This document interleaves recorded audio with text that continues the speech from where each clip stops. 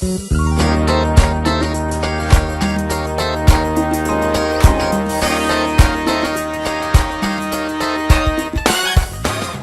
Reet having a great time atop of the Holiday Inn and Suites in St. Catharines at Lounge 6. What a great place, what great drinks, and what great company we have. We have Dr. Judy Staveley with us, and I just want to know, what is it like, you've got all these things going on, what's it like with your immediate family right now? Like, how do you make that happen?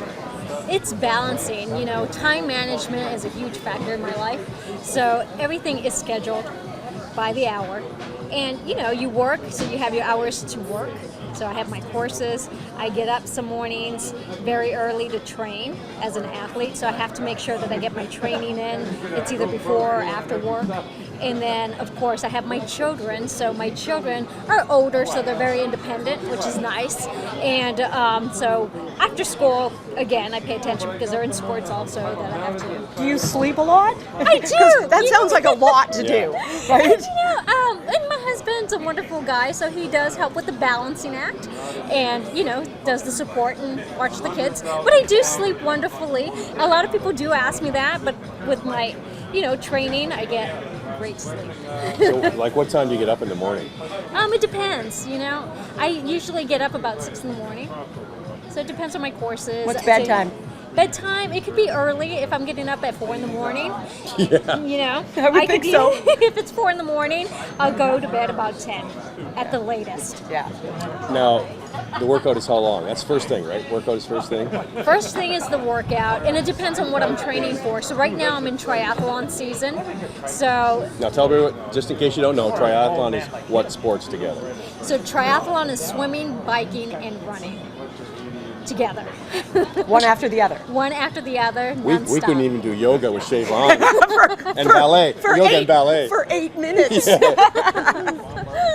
So depending on the size of triathlon, you could do a sprint, you can do an Olympic, you can go all the way up to Ironman. And depending on what I'm racing or what I'm contracted for through my sponsors is what I train. So I have to break that up. And then when it comes marathon training, it's a little longer to train. So that's a big chunk of time that you have to put aside. Wow.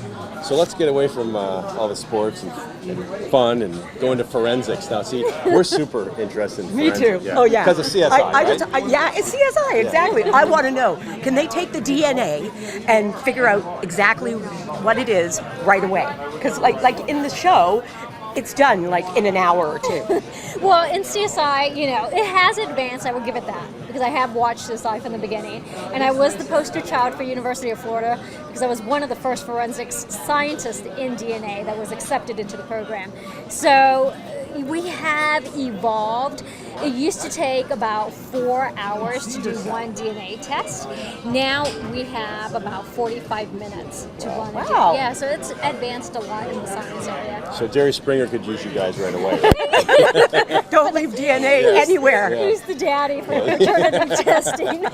Now, you're a DNA specialist, but you're also in serology, which is looking at the serum of blood where things can be found, Right, correct? serological fluids, which is biological fluids. So we're looking at the blood properties, and also blood properties do have DNA properties that we can look at to do any type of analytical testing for forensics, which includes toxicology, any type of pathology, drug overdose. Depending on what we're looking for, we can use the serological fluids to test them.